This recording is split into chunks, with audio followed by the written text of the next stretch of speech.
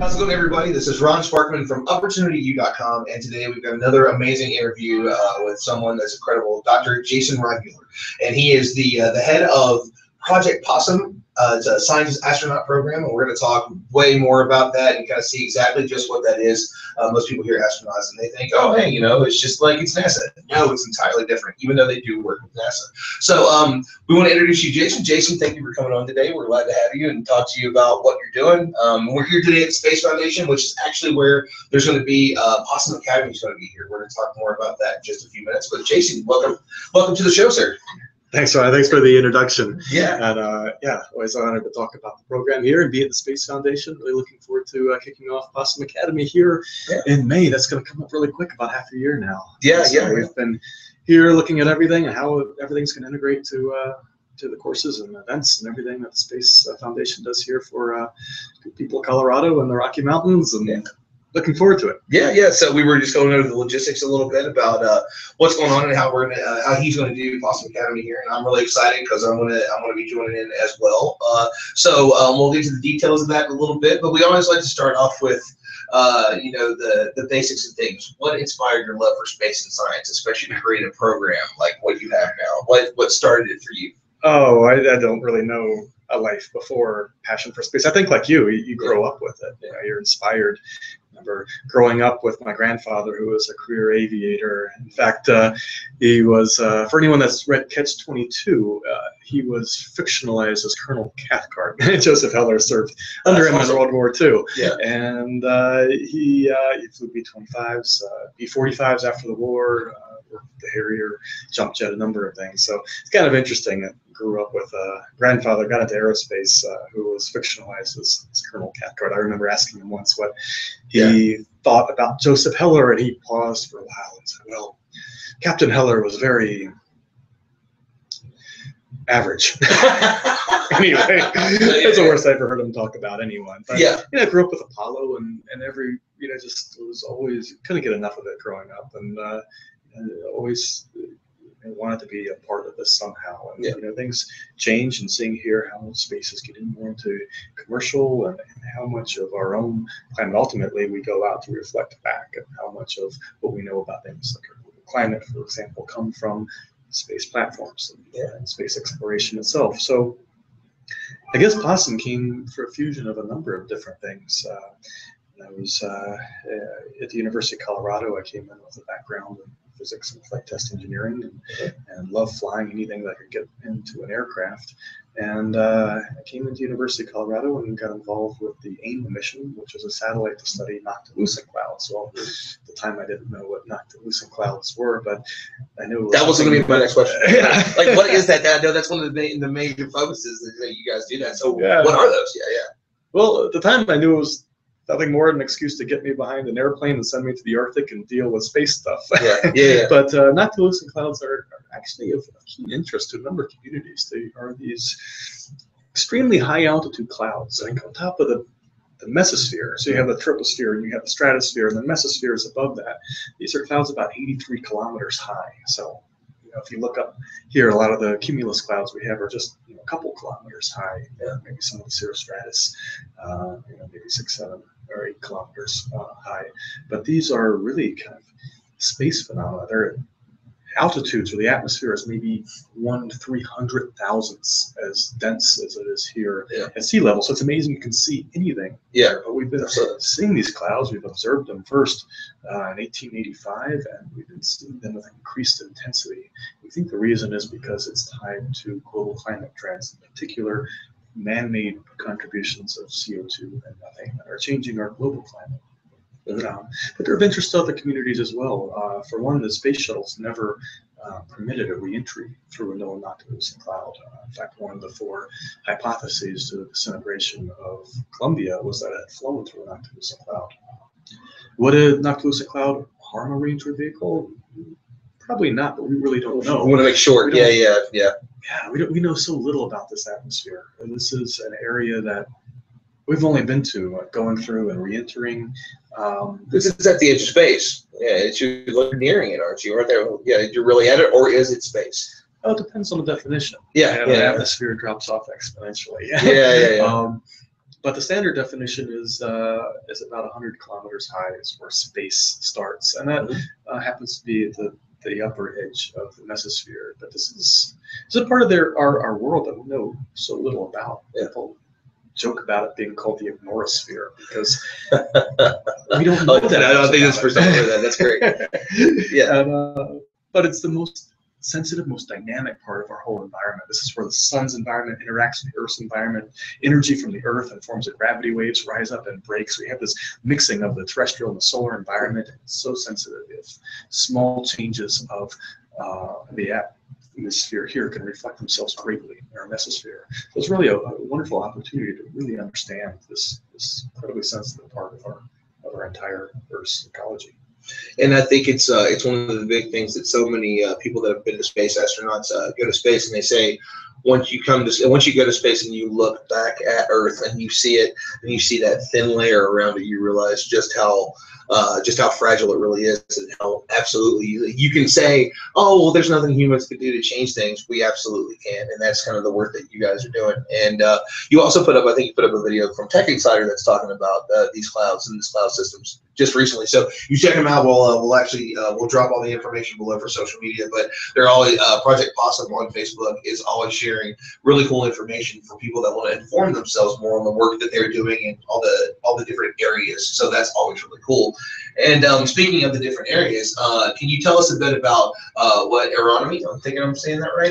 Yes. It's the first time that I had heard it when I read it, and I was kind of said it a few times. I know I probably said it wrong and out loud when I first heard it. And can you tell us a little bit about aeronomy and bioastronautics, what these have to do about with your field, and for the people that are just hearing about them, what are they, and what makes them important to what you're doing? Well, POSSUM, let me pause. POSSUM is an acronym. It stands for Polar Suborbital Science in the Upper Mesosphere. So suborbital missions that go up to altitudes but don't have the velocity for orbital. And the boom in suborbital initially had been tourism, just because somewhere long ago someone said, well, if you go 100 kilometers in altitude, you are a, quote, astronaut. Well, we're not about tourism, but it happens to be these vehicles are being designed to go to this altitude. Well, it turns out we can do a lot of good aeronomy research. So what is aeronomy? Well, we're a nonprofit research and education organization.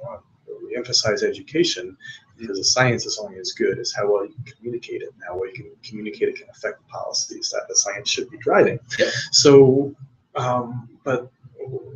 but the problem is that we're dealing with these huge issues like global climate change, the most sensitive part of our planet. People don't know anything about, for the most part, our mesosphere, turning on noctilucent clouds, aeronomy, even the science that pertains to what we do.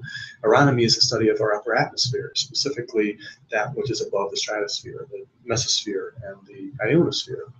So it's an area of our atmosphere that have ionization, solar influence is much more pronounced than it is in the lower atmosphere, what we typically refer to as atmospheric science. So aeronomy, we're a aeronomy and bioastronautics mission.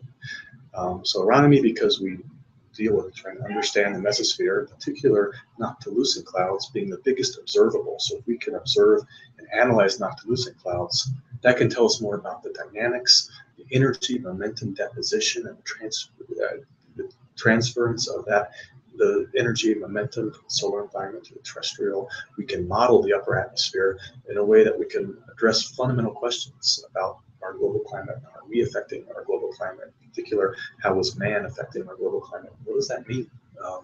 So we proposed this mission to NASA. It was essentially an extension of my own dissertation. As a pilot, I was very interested in airborne research, airborne remote sensing. And, modified a Mooney M20K, flew it up to Northwest Territories, and took imagery of these noctilucent clouds in an unpressurized plane from 23 kilometers high, heavy winter clothing and a full oxygen mask that I'm free breathing on. The co-pilot, we were able to see some incredible cloud formations. One time even having to fly through an active thundercell to get back to our site. And from that, we realized that we flew in a way that could compensate for the sun's motion, but also intersect the Ames satellite overpass. From that, we realized, well, some of these vehicles that are being built for tourism, we could actually use the same instruments, use the same methods to build tomography of these small-scale structures. I say small-scale structures. So what is tomography for those that don't know? Good question. Tomography, if you've been in for an MRI, the machine goes around you and it creates a 3D representation of your body. Well, what we want to do is do the same technique, but using a noctilucent cloud and creating 3D models of that cloud, especially these small-scale structures, turbulence, things that we've never seen before, but we know exist. So by doing that, I don't think I've ever known anybody that flies that knows what turbulence is. Oh, it's turbulence. Yeah, it's turbulence. We studied turbulence. It's kind of cool. Yeah. So you were saying? Yeah. So it's it's a way that we can recreate, visualize the dynamics of and the processes that happen in our mesosphere, or upper atmosphere.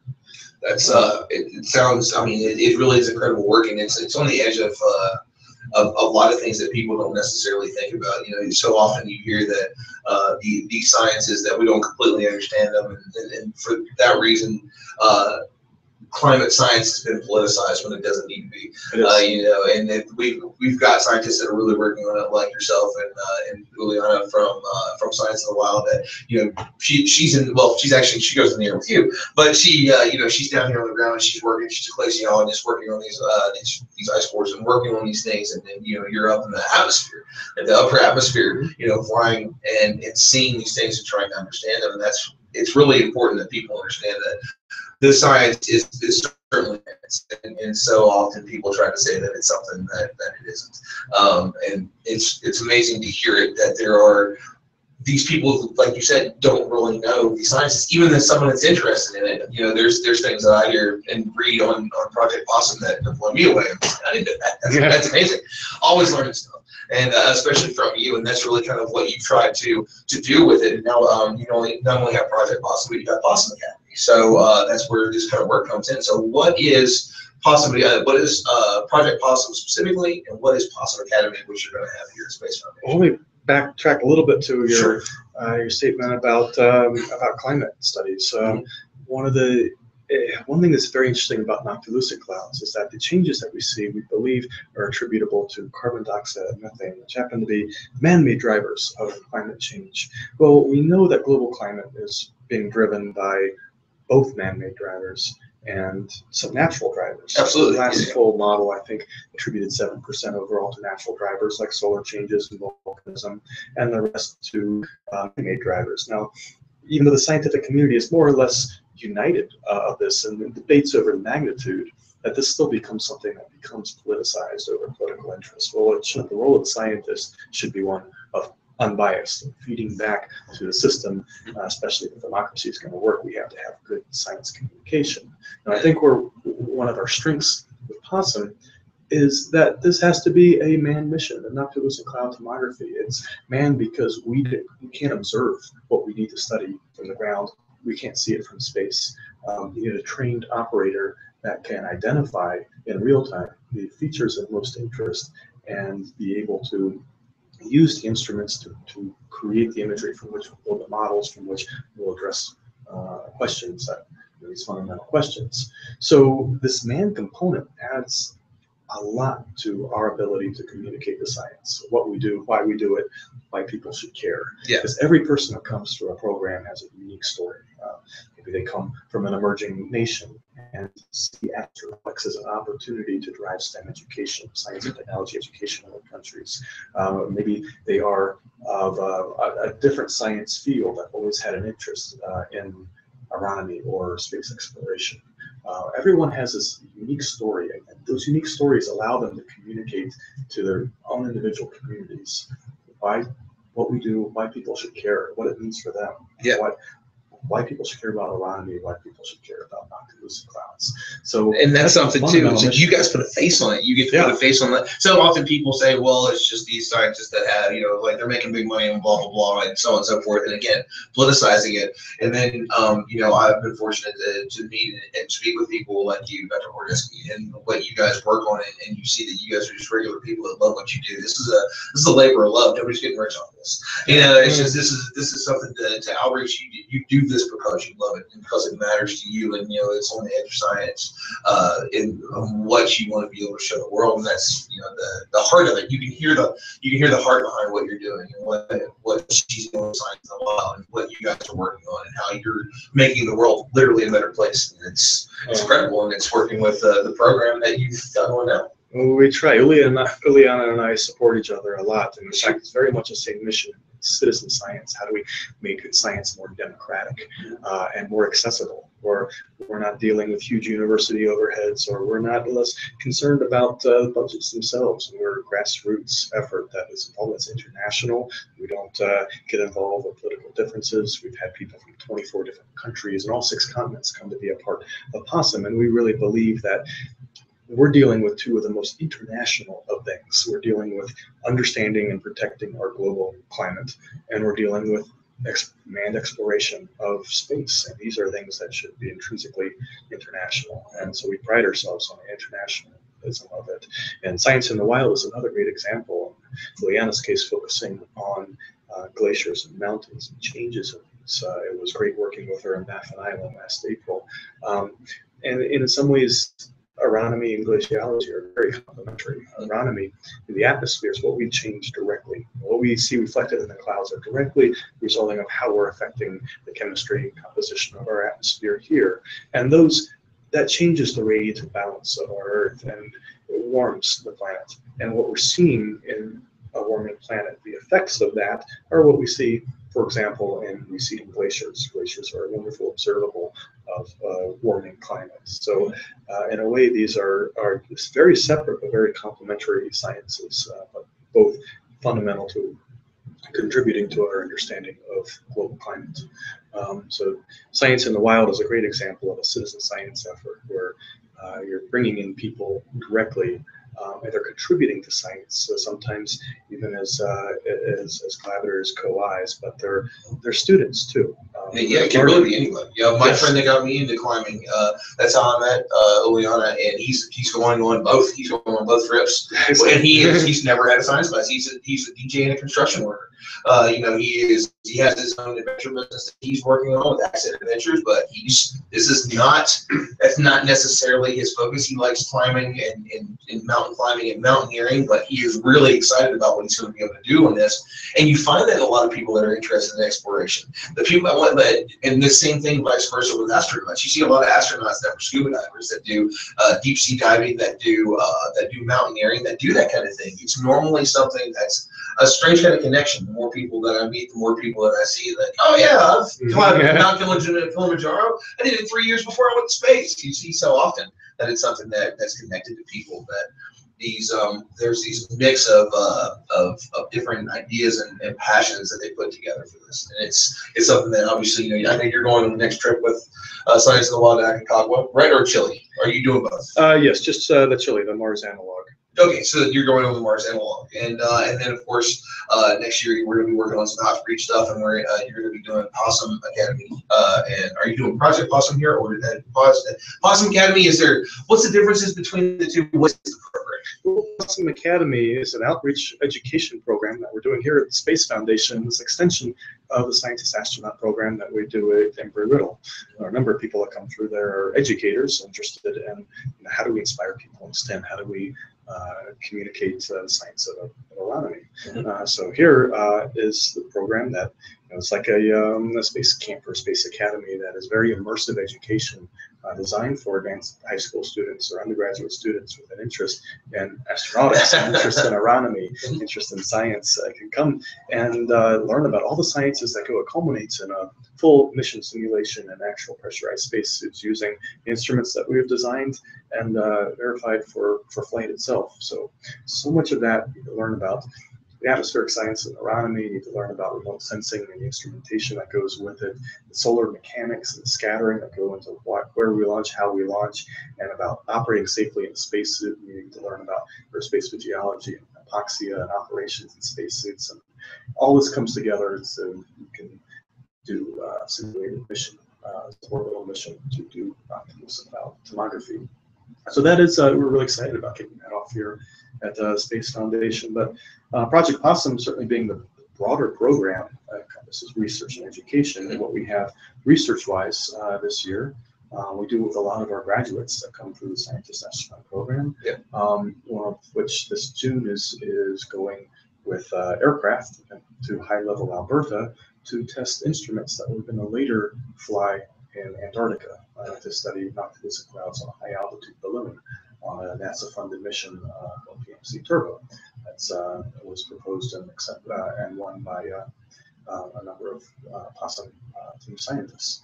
So, so it's an initial step. We're going to test these instruments on actual noctilucent clouds this June from high level, integrated together with 8 camera systems, a LiDAR system that's been brought over from the DLR in Germany, and take it down to Antarctica and fly that as well. We also continue with astronautics research. This is complementary research because of the mission that has to involve a human operator. Well, it's a wonderful forum to do complementary research in bioastronautics. A lot of what we do with Final Frontier Design out of Brooklyn, New York.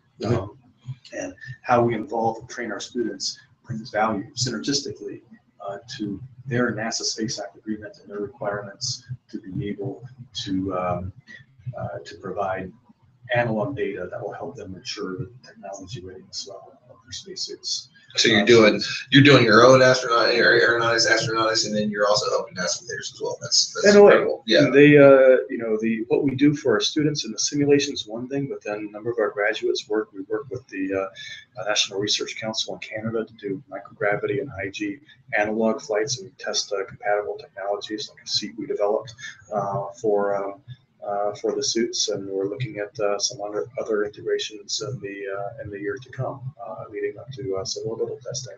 It's certainly a way that other scientific fields come in and benefit from our core mission of noctilucent cloud tomography.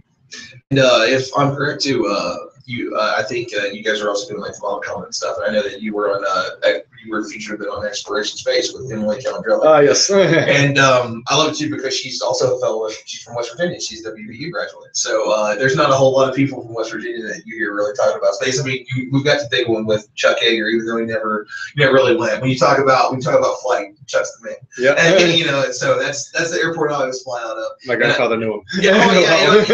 He's really popular on social media. It's amazing to me. He's great at social media. He's running around. He's probably in his 80s, near 90, and he's just great. He's doing all these amazing things. But those flights and just being able to go through the microgravity and simulating these things and teaching us more and more about it as we're coming closer and closer to having the regular average person is going to have access to commercial spaceflight, and something that before we can do that, we really need to understand what they're getting into. And that's really kind of something you guys are working on, and it's really kind of amazing. And whenever I was talking the other day, I was kind of asking some of the different things that you need to even do Possum Academy. And I know that it's high school students and up, undergraduate students like myself, which is one of the reasons that I'm going to be in it next May. So what are some of the experiments that we're looking forward to with this program? Because I know you mentioned the scuba experience is helpful as a scuba experience. What are we doing with scuba? So it's like, so how does that? What kind of experiments are you looking forward? Can we look forward to with this? Well, Possum Academy is really an educational program. We advise some scuba experience because it's a good way. It's a good analog to actually putting on the spacesuit. So we want to make sure that anything that could be awkward or difficult, that you know what you're getting into before you seal up in the spacesuit. And scuba also is a good way to help screen claustrophobia, different things that could become problematic. For those that may not know that they're claustrophobic, exactly. Getting into a suit that is completely closed off, I'm sure. Yeah. We recommend people have a background in trigonometry because of a lot of the scattering, understanding the angles and how we launch. It's all coming down to how do you get the best signal to noise on your imager. to better discern small-scale structures of noctilucent clouds. So there are so many things that you get introduced to coming into the program. If you've had some experience with a sextant, it's a great, it's a fundamental school. So few people know anything about. Studying that a little bit helps you understand how the sun moves relative to the Earth, and then that helps you with the scattering angles. And so many things that you're really getting to the fundamentals of a research mission like that. So the program takes everything, no assumptions, except a little bit of trigonometry, and exposes you bit to bit so that you can actually work our instruments in a full simulated suborbital flight that we're going to do right here at Space Foundation. And that's one of the reasons that, one, I'm excited about it because I'm here at Space Foundation so often, and Project Possum, like opportunity to use part of the space certification program. So there's a lot of back and forth with it anyway. But as you mentioned earlier, it's Project Possum at every single corner of the globe. It doesn't matter who you are, where you're from. You can be a part of these projects and a part of the science, and that's really what Space Foundation is kind of based on. Is that it's not just one specific space agency. It's it's not just going to NASA or SpaceX. It's everybody here, and I think it's what makes it such a perfect fit. And I know everybody here is really excited about it. What you're seeing is that, like, all these students that are coming in. We talked a little bit earlier about this is where we'll find that what are the classes and what are these people going to be working on that will directly help you with the science that you're doing whenever you're at the edge of space? Well, it's citizen science, so we try to engage a lot of people. A number of people, when they come to the program, some of them are just curious, they want to learn.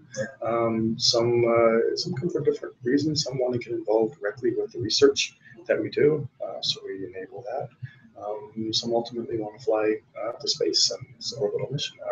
Our vision here is to do repeated suborbital flights with suites of instruments, a whole astronomy laboratory that, right now we train people to use kind of whole suite of instruments that come down to an interface that people learn to use in a spacesuit we call Possum Cam.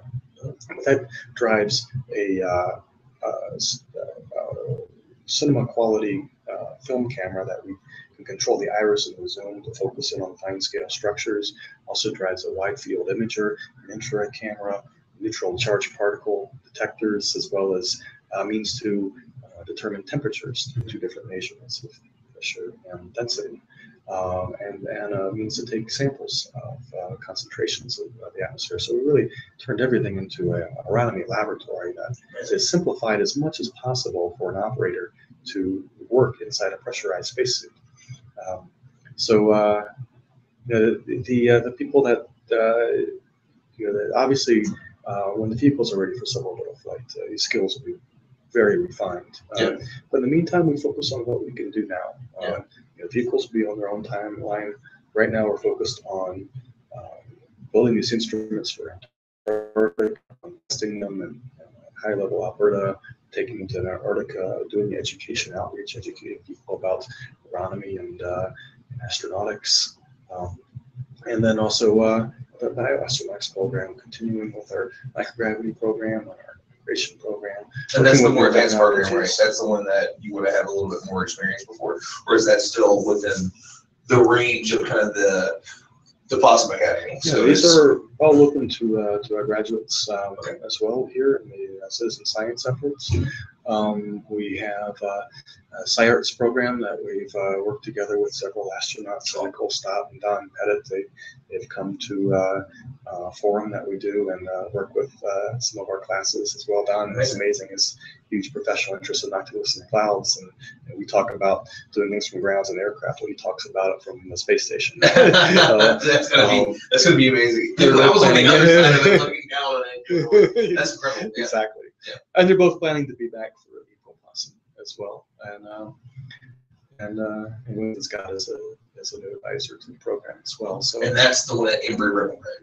Or is that the one that? So I know you have a couple of different locations that you do a Possum Academy here, and then you have one, and I think you've done some in Canada too, right? Is that correct? Well, in Canada, give a little breakdown of where, because you guys are really kind of everywhere. You really are. You really are. No, and Embry-Riddle is our main partner for the Scientist Astronaut program in Advanced Possum Academy here at Space Foundation as a partner for Possum Academy.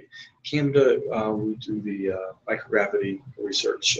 We work closely with National Research Council there for the work with the spacesuits and other technologies that are compatible with the spacesuits. We also have a program that we're excited about called spacecraft egress and rescue operations that we do in partnership with Survival Systems in Connecticut. We do that once a year. It's coming up in the 3rd to the 7th of April. And there's so much of landing and post-landing that directly drives spacesuits and also vehicles. But this is something that is kind of the elephant in the room that nobody in commercial space wants to talk about, because you're dealing with contingencies, things that could go wrong. Well, commercial companies don't want to talk about aborts and landing in the water and having to egress. They want to talk about flying people's grandmothers on happy tours to the upper atmosphere. But it's going to happen. It is going to happen. Yeah, it's going to happen. And vehicles are designed around credible contingencies. They're not designed around nominal missions. You have to design about, what is credible, what can go wrong, how do we protect about it, and how does this affect vehicle design, spacesuit design, egress procedures design, recovery architecture. If you abort traditionally in an ascent abort or an early return, well, the government-run space program, you have a response capability that involves DoD or other layers of actually international agreements. But if you're in a commercial spacecraft and abort, it's presumptuous to assume the same network that's there to protect the downed aviator is going to be there for a spacecraft, especially if you have a high-risk, concentrated exposure to a certain geographical area, like under a potential ascent abort. So these are the things that we try to educate our graduates to be effectual, and the whole course sums up with a few days in bunker tank training and sea survival. Not because they're training for any particular mission or vehicle, but that gives you have practical intuition that helps you better advise at a conceptual level, not just a vehicle, but an entire space architecture. And that's what we focus on fundamentally. It's everything. It's a full circle. You're getting everything. So whenever you come to it, you're just you're looking at space. You're looking at, like you even mentioned, these different things that could happen. You're kind of everything. In a way, our core mission is suborbital aeronomy research, but there's certain ways that we're uniquely positioned to help our community, address our community, and this is certainly one of those areas that we focus on as well. All right, and that's just incredible information, and especially so much that so few people are ever really subjected to. They always just, you think about climate science, you think about commercial spaceflight, you think about spaceflight. Most people, when they think about astronautics or aeronautics, they're talking about NASA. They realize really how much other work is going on here, just because that's what they're mainly subjected to. And the fact that there are citizen scientist astronautic programs like yours that are doing science, that are teaching people. You've got everybody's like, oh, I want to go to space. Well, what about there's scientists that really have that want to go to the edge of space and look, and that's what you guys are doing. It's amazing. And so finally, for the people that are interested in this and they're inspired by it, they listen to it, and now they're like, all right, what's next? So what words of advice do you have for people that want to work in the field that you're working on and come and maybe do Possum Academy or do Project Possum? What are your words of advice, especially for those that are just, maybe they're a couple of years in school and like, man, I can't do this. Because you got 5 degrees, something like that. It's a list, I was like, it's a paragraph. You have to have a paragraph to tell all of Jason's just as scholarly achievement. So what's your advice to people that want to do what you do and be a part of this? Well, I don't know. This is kind of a new terrain. There's definitely a difference with NASA. NASA, a lot of the program, a lot of the funding, a lot of the political support has come to NASA in the form of because of geopolitical competition. And certainly Apollo program responding to perceived threats of the Soviet Union, and now, now we're dealing with things that are arguably so much more braver threats than the Soviet Union ever was. So we're dealing with existential threats to humanity in the form of climate change. Yet we need to start taking those kind of risks. Apollo 8 people gave a 50-50 chance of coming back alive. Yeah. Well, right now, Constellation was given maybe a 1% loss of crew acceptance, and now the commercial space has those same. But as a culture and people, we have to rise up to the threats that are coming to us. What we do that's fundamentally different is we embrace so much of diversity and the collaboration. It's I think what makes Possum strong and brings the support to it is the geopolitical collaboration. and it's a global issues that we try to provide a global solution, at least a global response to. So, but what? How do people get involved? Well, certainly enroll in one of our programs. If you're advanced high school, if you're undergraduate program, come here to the Space Foundation. Certainly at Embry-Riddle, if you're already established as a professional or interested in educating, maybe coming back here and being an educator or being a spacesuits and tech or so, the program kind of supports itself. People that want to become invested, there's always opportunities for the mission. There's enabling research, or allowing the program to help your own research, or serving as an educator, or facilitating educator as a student tech. There's a number of different roles that support the overall mission of Possum, research and education of our atmosphere. You can enroll online at projectpossum.org. The Possum Academy is open to all here at the Space Foundation. We take roughly a dozen people each 6 months for the scientist astronaut program, so that's a competitive selection as well. So I encourage you to apply for whatever program at projectpossum.org. And you guys are on social media as well, right? So you're on Facebook at Project Possum. What else do you guys have? We have a Twitter account. The Facebook is the most active. We have an Instagram, Twitter as well. Yeah. So if you're looking for any information, website's the big one. So projectpossum.org.